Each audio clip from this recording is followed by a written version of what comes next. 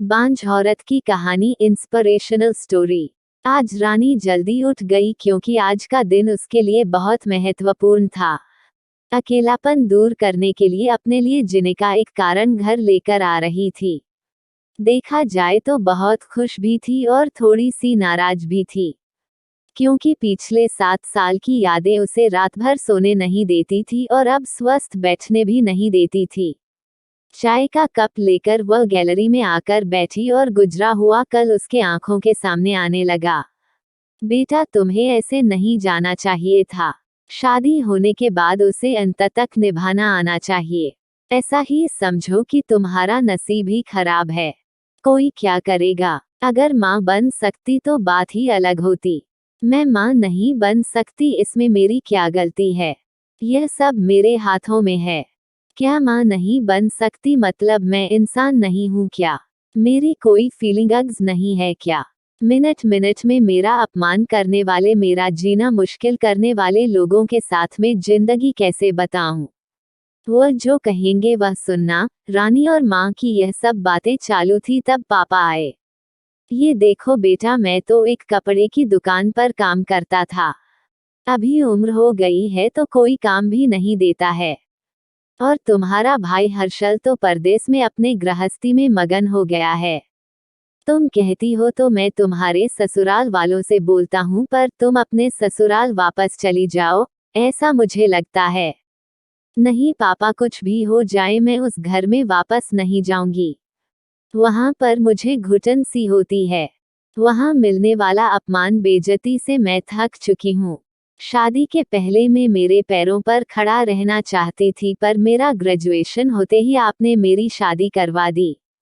तभी मैंने आपके दबाव में आकर शादी की। पर अभी जब मुझे आपके सहारे की जरूरत है तो आप पीछे हट रहे हो। शादी के बाद लड़की ससुराल में ही शोभा बढ़ाती है। मायके में 4 दिन ही रहना अच्छा लगता है रानी। लोग क्या बोलेंगे? शादी मतलब कोई खेल नहीं है बेटा। पापा गुस्से में ही बोल रहे थे। उस घर वापस जाना अब मुमकिन नहीं है पापा। मैं आने के पहले से ही डिवोर्स पेपर पर सिग्नेचर करके आई थी, क्योंकि उन लोगों को सिर्फ मुझसे बच्चा चाहिए था जो मैं उन्हें नहीं दे सकती। अरे, इतना बड़ा निर्णय लेने से पहले हमें एक बार पूछना तो चाहिए था ना। जन्मदाता है हम तुम्हारे। पापा शादी होने के बाद में आपको बताती थी और माँ को भी कि कैसे छल होता है मेरे साथ वहाँ पर। 2 साल में कभी मुझे मेरे मन मुताबिक रहने नहीं दिया। जब मेरी रिपोर्ट आई और समझा कि मैं कभी माँ नहीं बन सकती तो वैसे ही इन लोगों ने मुझे अपने असली रंग चालू कर दिया। कैसे रहूंगी मैं ऐसे वातावरण में, और इस सब से भागकर अपनी जिंदगी खत्म करने वालों में से मैं नहीं थी। यह देखो बेटा, हर्षल ने दिए हुए पैसे से ही मेरा और तुम्हारे माँ का जैसे तैसे खर्चा चलता है। उसमें तुम्हारा खर्चा उठाना थोड़ा सा कठिन होगा।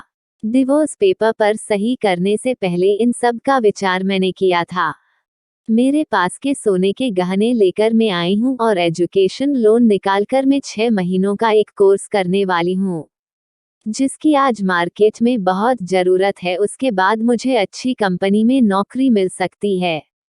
मैं आपके ऊपर आर्थिक बोझ नहीं डालूंगी पापा। मुझे जीवन जीना है, संघर्ष करूंगी और कमाऊंगी, विश्वास कीजिए मेरा। सब लोग क्या बोलेंगे बेटा, क्या जवाब दोगी उन्हें? माँ आंखों का पानी छुपाते हुए बोली। माँ बोलती थी कि वक्त आया तो सच क्या है बोल देना चाहिए। जब मुझे ससुराल में जानवरों के जैसा बर्ताव हो रहा था तब कहाँ गए थे यह लोग? समाज में बड़ा करो, शादी कर दो, बस इतनी ही जिम्मेदारी समझते हैं। बेटियों को बड़ा करके योग्य पढ़ाई देकर खुद के पैरों पर खड़ा करना यह माता पिता की ही जिम्मेदारी होती है, ताकि आगे जाकर कभी खराब हालत हो तो उसे इस्तेमाल कर सके। तय किए मुताबिक रानी ने 6 महीने का कोर्स किया और तुरंत उसे एक अच्छी कंपनी में काम भी मिल गया। वो बहुत खुश हो गई थी। सब अच्छा चल रहा था। बीच में छुट्टी लेकर माता पिता को नजदीक रहने वाले पर्यटन जगह पर घुमाने लेकर जाती थी। माता पिता बीच में ही दूसरी शादी की बात छेड़ देते थे। कई बार तो लड़कों को देखने के लिए भी बुलाया करते थे।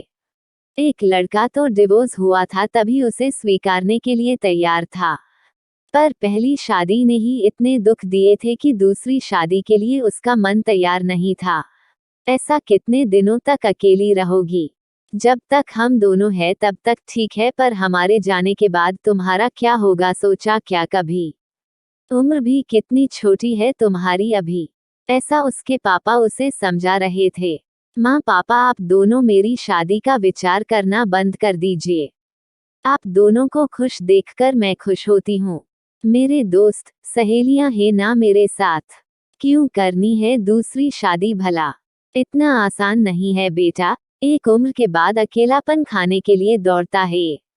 माँ बोली। सच हुआ उनका ऐसा बोलना। आगे 2 साल में पहले माँ और 6 महीने में ही पापा का निधन हो गया। रानी अब अकेली हो गई। हर्षल भाई और उसकी पत्नी आए और साथ में चलो बोलकर औपचारिकता की, पर मुझे उनके साथ जाकर वापस बोझ नहीं बनना था। मदद के वक्त मेरे साथ खड़े रहो, इतना बोलकर मैंने उनको जवाब दिया। ऑफिस का काम और बहुत सारे दोस्त, सभी लोग की शादी हो गई थी और वह अपने अपने गृहस्थी में मगन हो गए थे, जिन्हें के लिए कोई लक्ष्य मिल ही नहीं रहा था उसे।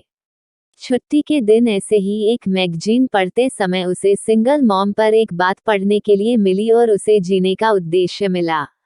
उसने उसी दिन तय किया और एक 10 साल की लड़की को गोद लेने का प्रयास चालू किया। प्रक्रिया बहुत बड़ी थी, पर बोलते हैं ना, मन में इच्छा हो तो रास्ता मिल जाता है। वैसे वह प्रक्रिया पूरी हो गई और आज वही दिन था कि वह उस लड़की को लेने के लिए अनाथ आश्रम जाने वाले थी। उस लड़की को घर लाकर वह मां नहीं बन सकती, इस सोच पर और उस पर होने वाले सभी आरोपों को मिटा देना चाहती थी। तभी उसने निश्चय किया कि लड़की को बहुत पढ़ाऊंगी, खुद के पैरों पर खड़ा करूंगी और फिर शादी करवाऊंगी।